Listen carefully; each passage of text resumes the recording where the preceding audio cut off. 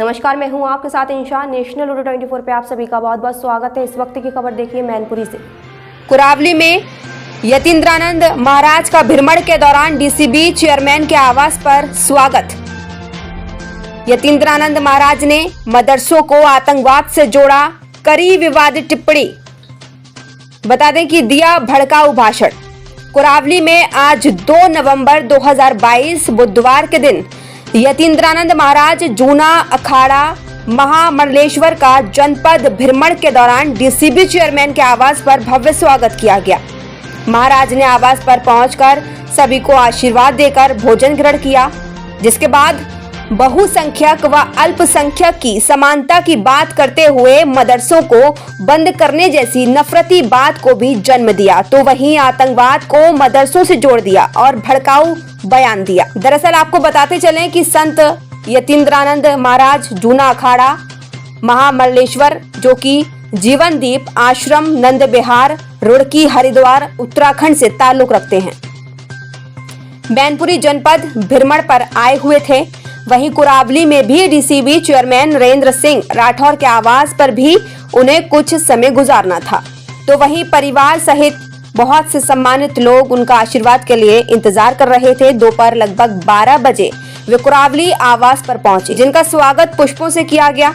वहीं बता दें कि महाराज के आवास पर पहुंचते ही सबने उनका आशीर्वाद लिया। महाराज बोले कि आज की पीढ़ी आधुनिक बनने के लिए कहीं न कहीं अपनी संस्कृति से समझौता कर रही है।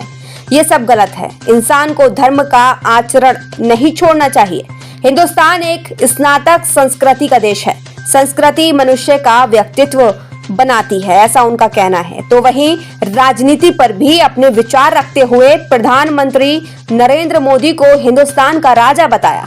आगे बोले कि वास्तव में देश की आजादी के बाद पहली बार देश का निर्माण करने वाली सरकार बनी है। तो वहीं समानता की बात करते हुए वर्ण व्यवस्था का समर्थन करते हुए देश में वर्ण व्यवस्था लागू होने की बात कही, जिसके बाद बहुसंख्यक व अल्पसंख्यक की समानता की बात करते हुए मदरसों को बंद करने जैसी नफरती बात को भी जन्म दिया, तो वहीं आतंकवाद को मदरसों से जोड़ दिया और भड़काऊ भाषण दिया। क्या कुछ कहा, आगे की खास रिपोर्ट देखिए आमिर अली के साथ।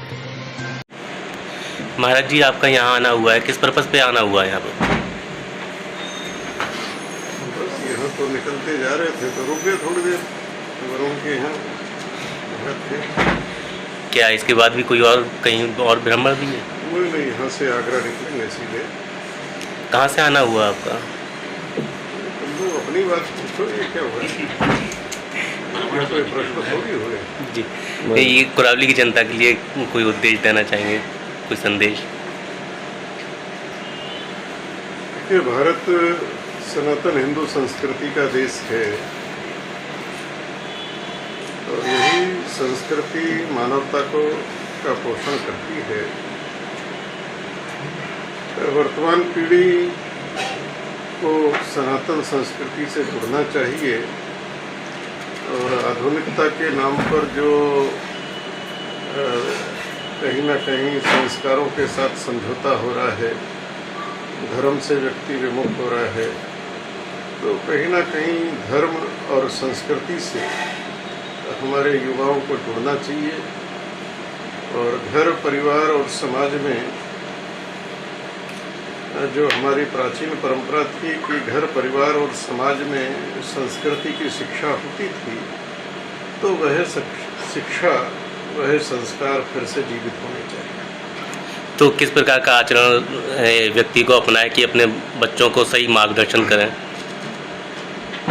धर्म का जो मार्ग है, जब धर्म के मार्ग पर चलेंगे तो सब प्रकार के सद्विचार, सदाचरण, सद्व्यवहार स्वतः उसके जीवन में आएगा। तो धर्म रहेगा तो सब कुछ है, और धर्म अगर नहीं रहेगा तो फिर विचार विकृत हो जाता है और विकृत विचार कहीं ना कहीं विनाश को जन्म देता है, चाहे वह मानवता का हो, समाज का हो, किसी का भी हो। तो धर्म पूर्वक आचरण करना। महाराज जी, आज की राजनीति पे कुछ बोलना चाहेंगे आप? देश की वर्तमान जो राजनीति है, वास्तव में ये एक निर्णात्मक मोड़ आया है, संकरण काल है,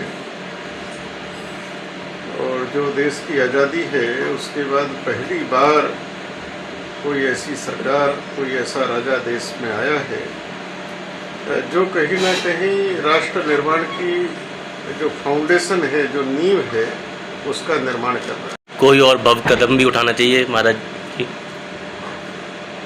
अभी जो सरकार है, इस देश की मूलभूत समस्या वह यहाँ की जनसंख्या है। हम दुनिया की 22% जनसंख्या है और हमारे पास दुनिया के केवल 2% ही संसाधन हैं। आज ये जो बढ़ती हुई जनसंख्या है, कोई कानून ऐसा लाना चाहिए जो इस जनसंख्या को नियंत्रण कर सके और जनसंख्या के अनुपात को भी, और वह कानून सभी के ऊपर लागू होना चाहिए। और इसके अतिरिक्त समान नागरिक कानून, जो भारतीय जनता पार्टी का मुख्य मुद्दा भी था, वह इस देश के अंदर लागू होना चाहिए। एक देश, एक नागरिक और एक कानून।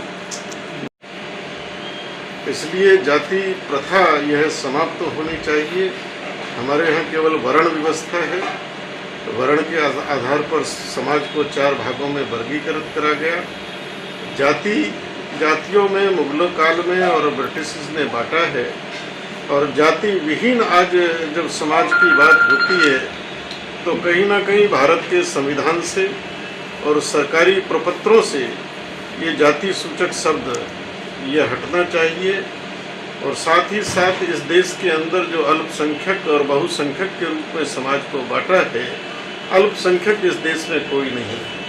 सब इस देश के नागरिक हैं, सबके समान कर्तव्य और समान अधिकार होने चाहिए। अल्पसंख्यक के नाम पर जो सरकारी खजाने की रेवड़ी बांटी जा रही है वो तत्काल बंद होनी चाहिए। भारत सनातन हिंदू संस्कृति का देश है। यहाँ का संविधान, यहाँ की व्यवस्थाएं सनातन संस्कृति, सनातन धर्म के अनुरूप होनी चाहिए।